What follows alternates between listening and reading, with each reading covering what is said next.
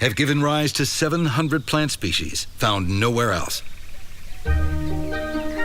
Inland, the average rainfall can be as little as 2 inches per year. Summer brings 100-degree days for weeks on end. But plants are the masters of adaptation.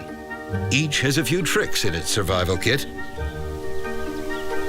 Some keep competitors away with a poisonous root system, a thick blanket of thorns for shade, tiny leaves that catch the sun but limit water loss, grooves and channels exquisitely designed to carry even a drop of dew down to the roots. The most efficient cacti can survive on 1/10 the water of thirsty flora. The greatest of them all defies everything Baja can throw at it. Unlike trees, the mighty cardón opens its pores in the cool of night to take in carbon dioxide, the basic building block for all plants. Out here, water loss can be a death sentence.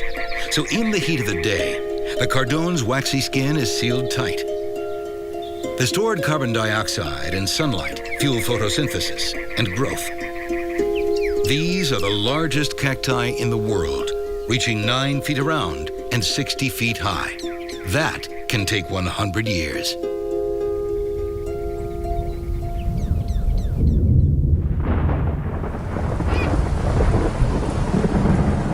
The long wait for rain is over.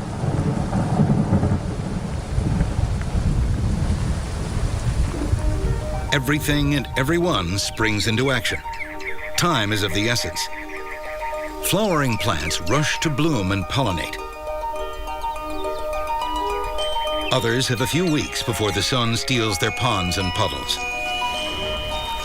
Most of the rainwater runs off the hard soil and heads for the coast,